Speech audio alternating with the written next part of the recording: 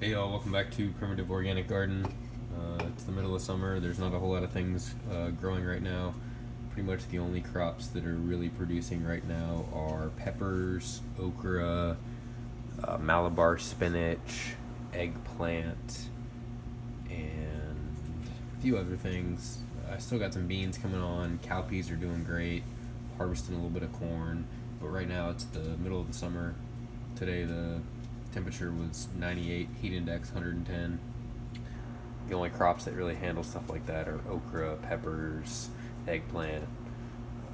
I'm also growing some Malabar, some Roselle, a couple other things. But it's about to be lightning and storming outside. It's a mosquito fest outside, so I figured I'd just make a quick indoor video update. I was about to make some grits, and I wish I could be making a video telling y'all how to make authentic southern shrimp and grits. Unfortunately, I don't have any shrimp right now.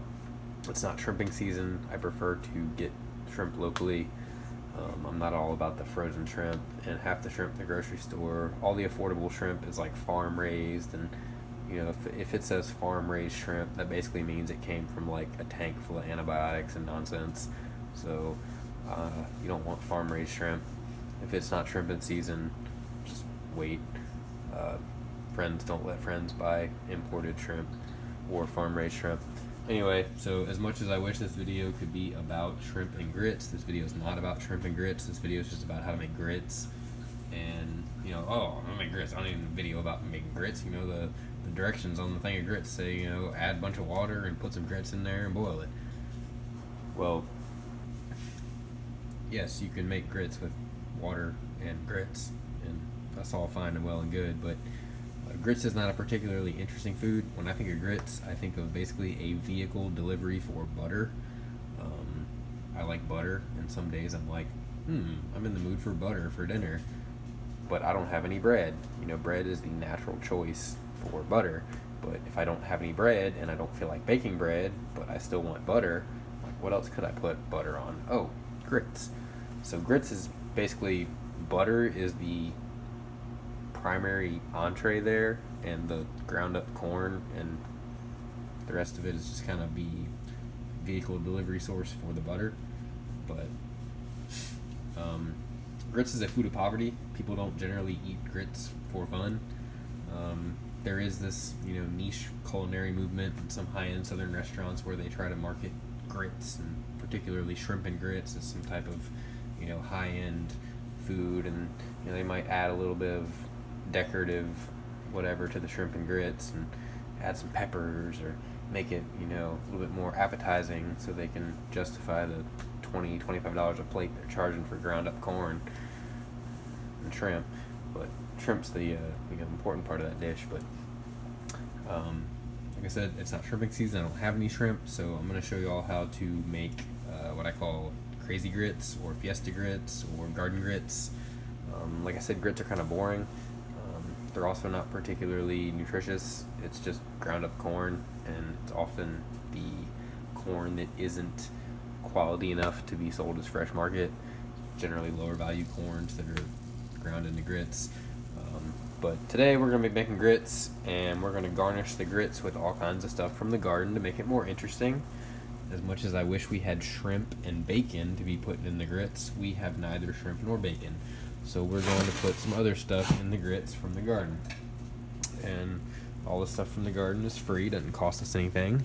Like I said, grits is a food of poverty, so you know, grits are extremely cheap. All we're really paying for here is the butter. All the vegetables are free. The grits is virtually free. We're just paying for the butter. And in my case, I'm going to be using some almond milk. So we're also paying for the almond milk. Because it's the middle of summer, we got plenty of okra. I'm going to start by cutting up a little bit of okra into this pot here.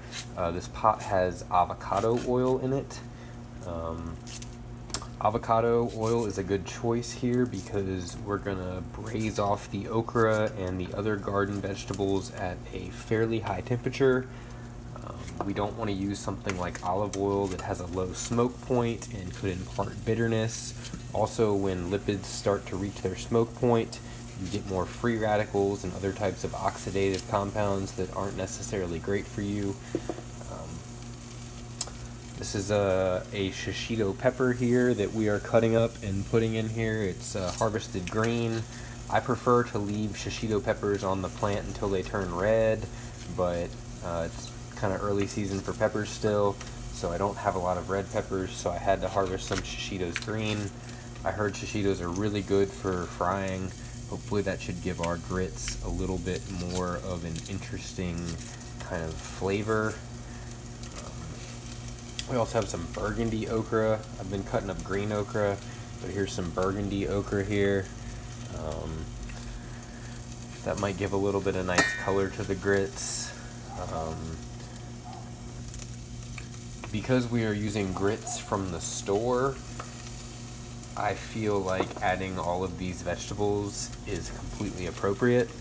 However, if you were making grits out of corn that you grew yourself, or some type of really interesting corn, like a corn that's very interesting color, or a corn that's of particular nutritional interest, or a corn that's just like a family heirloom, then maybe you wouldn't want to add all these vegetables because they might distract from the flavor of the corn. But because I am using Quaker grits from the store, I'm going to add as many vegetables and things as I possibly can, because I don't really need to understand the true flavor of this corn because it's just big box Quaker corn. But I do know a lot of people who grow their own corn, and they mill their own corn into grits. And in that case, I think I would recommend just cooking that grits by itself with just a little bit of milk and butter and not adding all kinds of vegetables, because you do want to taste your corn if you grew it yourself and it's special. But my corn grits here is from the store today, so I'm putting all the vegetables from the garden in here to make it more interesting, more palatable, add some nutrients. This is arugula. I'm a huge fan of arugula. Arugula is a mustard relative that kind of has a smoky barbecue sauce type of flavor. We're going to be putting a lot of arugula in here.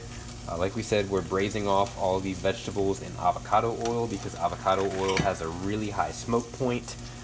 We can get these vegetables nice and browned, even charred in some instances, without having to worry about the oil smoking. Grits should be dominated by butter in terms of flavor. As we discussed, the primary goal is to ingest butter, and grits is just a vehicle delivery for butter. So while butter is going to be the primary flavor as well as the dominant lipid in the dish, it's important that we use something like avocado oil or coconut oil or even peanut oil early on, because as much as I love butter, it does not necessarily perform well at high temperatures over long periods of time. If you're cooking over fairly high heat and you're cooking for a while, butter can start to break down and separate and ultimately smoke. So we want to add the butter kind of late into the cooking process. That's why we're braising off all the vegetables in a high temperature oil like avocado, and then we'll add a ton of butter later for flavor. I'm cutting up some ground garlic. Not ground garlic, green garlic. This is fresh garlic that I harvested from the garden yesterday, and the garlic bulbs are drying, and this is the green portions of the garlic plant. I think garlic is a really interesting flavor to add to grits. Again, if you have access to shrimp and it's shrimping season, more power to you. If you have shrimp, I would recommend adding even more garlic than I'm adding, but because I don't have any shrimp or any other proteins in this dish, I don't want to add too much garlic because there's not going to be enough to balance it. At the end of the day, all successful dishes are balanced. We always need to have a balance between lipids, acids, proteins, starches, salts, spices. It's all about having a balance. I got some hot peppers I'm cutting up here from the garden. I'm just going to cut these up, seeds and all, add a little bit of heat to this dish. Again, because I'm going to probably put an entire stick of butter in my grits, it's important that there's a lot of hot pepper in there to balance all of that fat. Also, if you think about the type of damage that eating an entire stick of butter in one sitting might do to your arteries, it's also good that you have some hot peppers in there to kind of balance that. I got some pieces of garlic here. These are the bulb portions of garlic that weren't quite ripe. I planted 136 garlic plants this year, and I didn't plant enough of them early enough. Garlic does not like hot weather.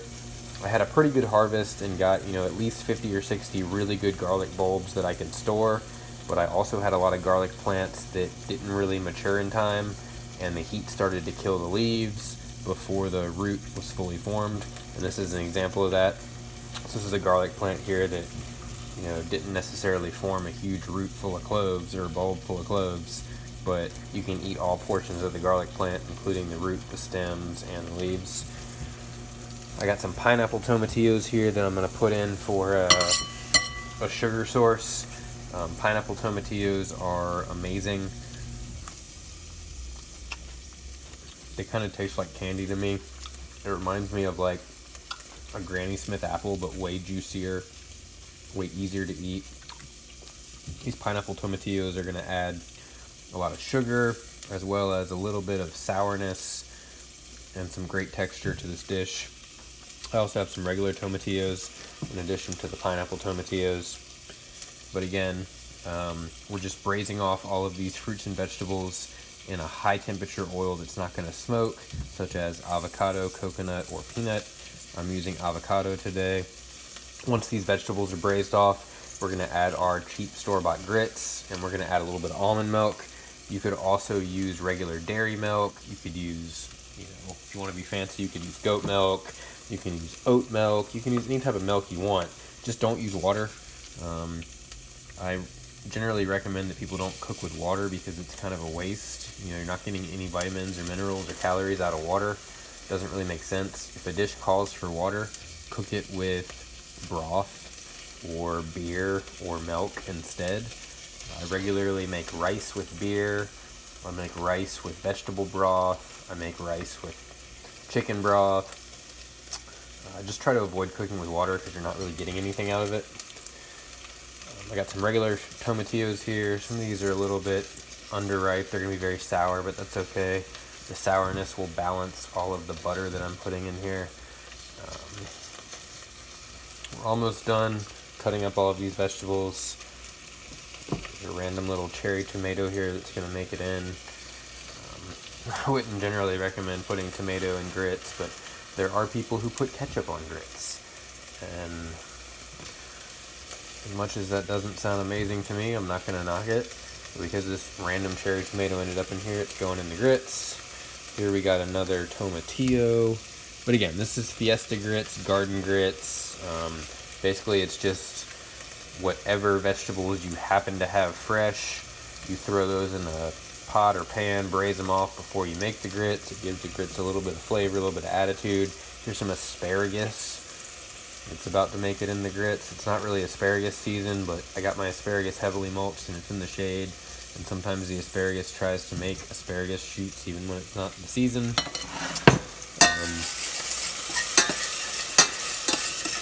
You can see these vegetables are starting to brown off. Get a little brown on them. A little caramelization on the garlic. The okra is starting to have a nice brown tint to it. We're going to add just a tiny bit of avocado oil. Again, you could use peanut or coconut if you wanted to. You could also use lard. Just anything high temperature that's not going to smoke. I forgot we have some corn from the garden.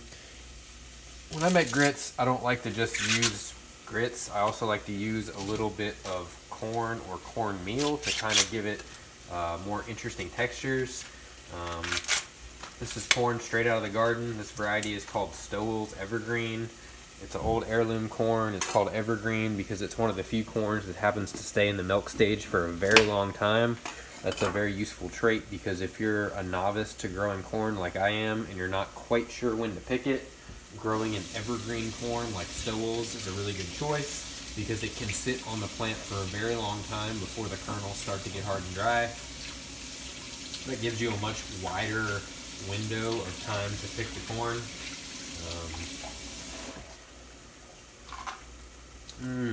That's delicious. I just took a bite of that raw.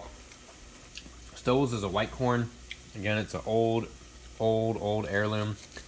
I'm going to cut off some of these kernels of Stowell's here and braise them off with some avocado oil, and in a minute a little bit of butter. And again, it sounds silly to be putting corn in grits, but having whole corn kernels in the grits gives it a little bit more texture, just makes the whole experience with the grits feel a little bit more closer to the farm. Again, I don't make my grits just with straight grits. I use grits, I also use cornmeal, and sometimes when I have it available, I use fresh corn. So there'll be 3 different types of corn in here. But again, all of this is just a delivery source for butter. Speaking of butter, you can use any type of butter you want. Do not use margarine. Margarine is a crazy science experiment. Margarine is not something you want to be ingesting. Use real butter. If you can afford it and you have a local farmer, try to get raw organic butter at the farmer's market. If not, you can go to the big box store and buy any brand of organic butter. If you really want to treat yourself, you can get some Kerrygold imported from Ireland. I like the silver Kerrygold as opposed to the gold wrapper. The silver is a salt-free, unsalted, cultured butter, whereas the gold package is salted and is not cultured. I prefer the cultured butter. It's got a nice tang to it. It's got a lot of good probiotics. But again, if you don't want to splurge on Kerrygold, just get any old regular butter from the store, as long as it's actual butter, not margarine.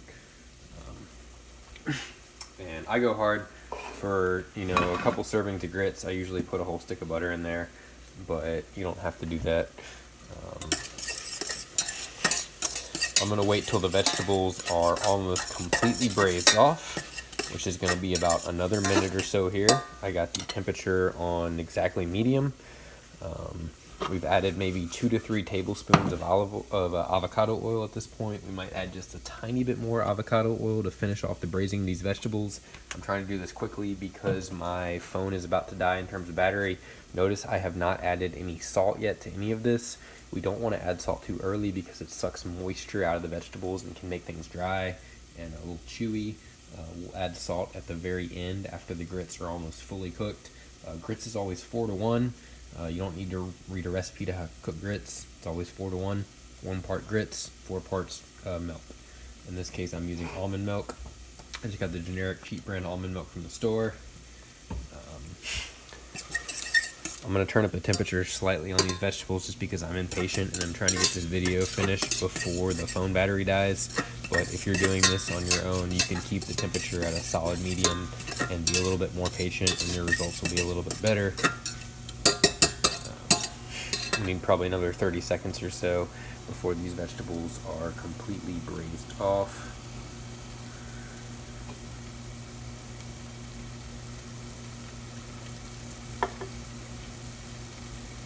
You can use whatever herbs and vegetables are growing in your garden. If it's the middle of summer, like it is today, and you live in the deep south, you're going to be stuck with things like okra and peppers and eggplant. But if you live in a northern climate, you might have all kinds of cool vegetables you can put in here.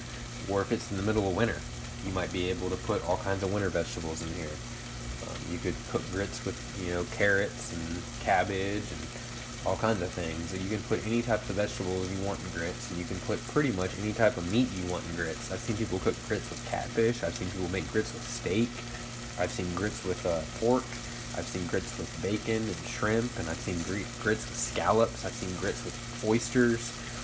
There's all kinds of ways to serve grits, as long as you have butter. As long as butter is the primary ingredient, you can cook grits with whatever you want. So we're finally getting to that point where the vegetables are good and braised off here. I think turning the temperature of the eye up to 3/4 is a little bit helpful here.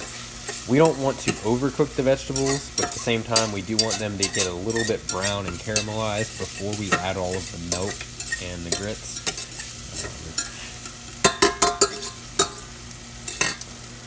So a serving of grits is about 1/4 of a cup, but that only provides 150 calories and virtually no protein. So we want to have a minimum of 4 to 6 servings of grits. That way we get at least 500-600 calories, and we get 20-30 grams of protein out of it. I'm probably going to have 6 servings of grits today. But again, it doesn't matter how many your servings you're having, it's just always a 4-to-1 ratio of grits to liquid. And in this case, the liquid is almond milk. The liquid can be oat milk, it can be cow milk, goat milk, it can be cashew milk, whatever kind of milk you want, just don't use water. I'm gonna go 1, 2,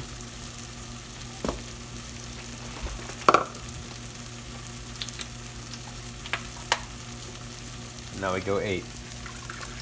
1, 2, 3, 4, 5, 6, 7, 8. This is also the point in time in which we add a ton of butter.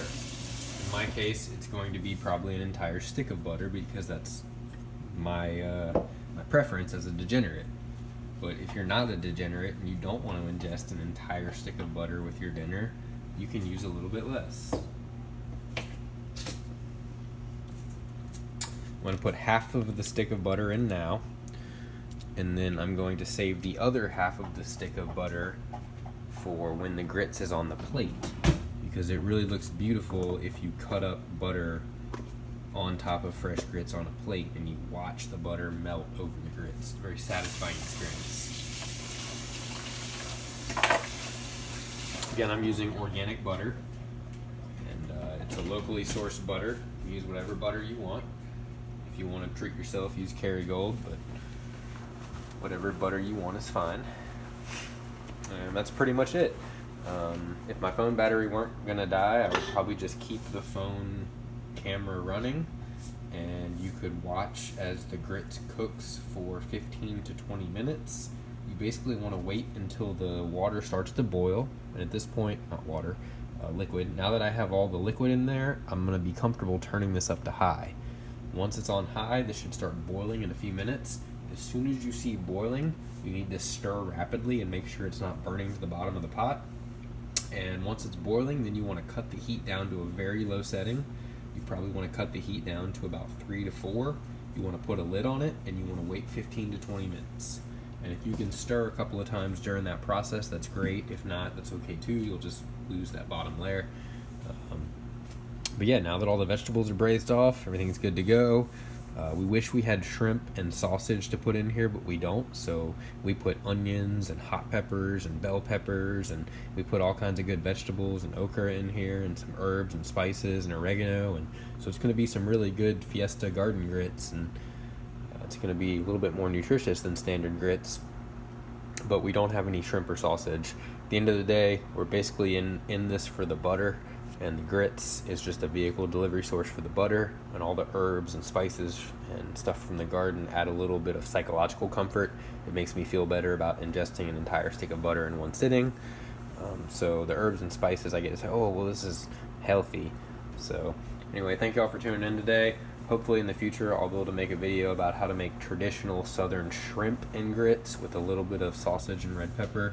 But I don't have any shrimp or sausage today, so we just made garden Fiesta grits. Like I said, if the battery weren't going to die on my phone, y'all could just watch all those grits boil for 15 to 20 minutes, but I'm guessing most of y'all don't want to watch grits boil for 15 to 20 minutes. Pretty much all of the preparation is done now. I just got to put a lid on it and wait. But thank y'all for tuning in today, and we'll have a garden video update pretty soon. Cheers.